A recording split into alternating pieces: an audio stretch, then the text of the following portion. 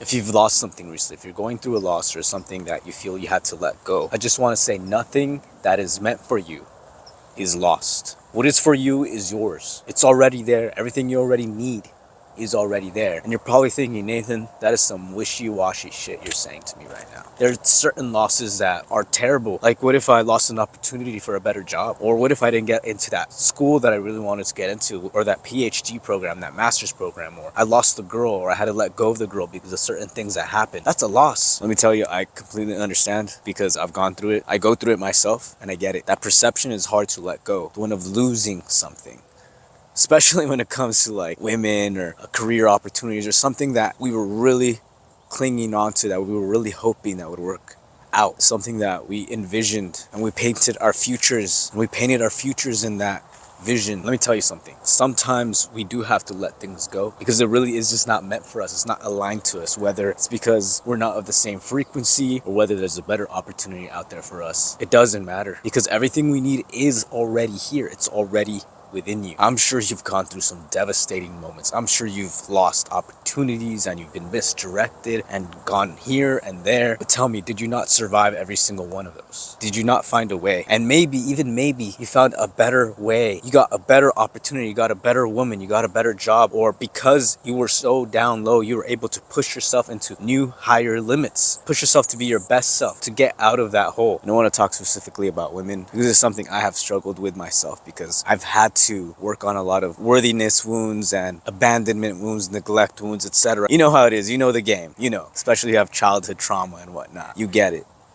So the thing is, genuinely, if they're showing you something that you know in yourself, I cannot tolerate this. This is not up to my standards. They show you something that you don't like, or something happens and now you're left with no choice but to let it go. It's okay if it's painful. It's okay if it's something that tears at your heart. But genuinely, when we're ready, convert that into gratitude. Gratitude for the universe, gratitude for God, because He let you see reality. He let you see, hey, this person is not meant for me. And I talk about women, about the feminine, because the masculine's weakness, the masculine is so attracted to the feminine, whether it's in a person or it's in nature or it's in whatever it is. The more masculine you are, the more attracted, the more charged, the more polarized you are to the feminine. It's like ionic bonds, right? The more negative and positive the atoms are, the ions are, the more attracted they are. The harder it is to separate them. They stick together. It's the same concept. As for maybe that other opportunity you might have had, let's say a job. There are times where I was so stuck on wanting to work somewhere. Be like, this is the best. I'll get paid better, their status, etc., etc. And I didn't get it. And I was like so convinced, but I'm a great candidate. I have all the qualifications. I have the good personality. I learn fast. I genuinely believe I'd be a great fit, a great worker, and I didn't get it. And it does open those wounds of like, am I not worthy? Was there something wrong with me? Did I do something? But then a new opportunity would come to me right after. One that is more aligned. One where I met people that helped me become better people. Who knows, maybe in that place, I would have been stuck in a toxic work environment. How was I supposed to know that or avoid that? Or who knows, maybe there, I wouldn't have grown as much as I did. Or the opposite, let's say for someone that didn't get their dream job, let's say instead they settle for a lesser job, a job that's a little bit more toxic, a job with lesser pay. Maybe that will push that person to pursue their passion because they hate their job. They're like, I cannot do this every day because they're not comfortable. They know they have to push themselves into a different direction. And guess what? In that pain, in that misery, they find their purpose. They find their passion. They find their fire. They're able to harness that, create something, get the fuck out of that job and create something that's genuinely good for the world, good for them, good for their soul, good for their evolution, or a group of friends. God knows how many friends I've gone through. How many friends I've lost, how many people I've lost. You know, sometimes my fault, sometimes theirs, sometimes it's just a misalignment, whatever it is.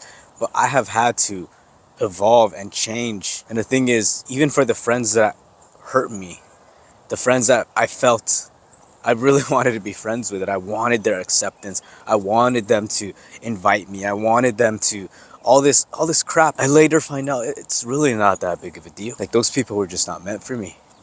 Why did I want their approval so badly when I found way better friends now? When I found friends that understand me, appreciate me, who push me, especially the men, the brothers that I surround myself with. The ones who are genuinely there for me. The ones who accept me, my flaws, my strengths. But overall, try to push me in a better direction. And likewise, I do the same. I don't even feel bad at all about anything that happened before with prior friends. The only times I feel bad is the times where I messed up, where I wish I could have been a better friend, where I could still improve. But all those people of the past who misunderstood me, who betrayed me, who did all these awful things to me, it's not even personal anymore. That's where their level of consciousness was. I could have been anybody else. I could have been anybody, and they would have done the same things. It was never about me. It was never about you.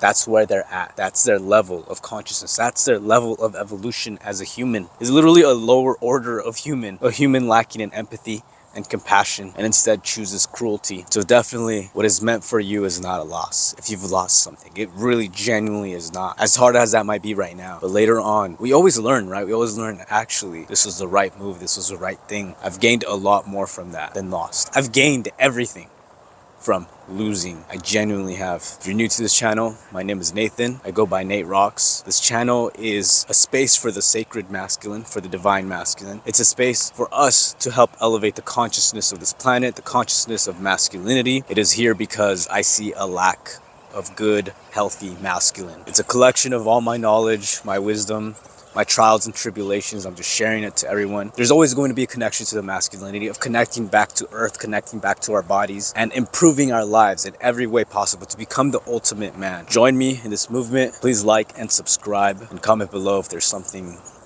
that you've recently lost or something that you've gained even from that loss. I'd love to hear about it. As always, I appreciate every single one of you who watches this, and I'll see you in the next video.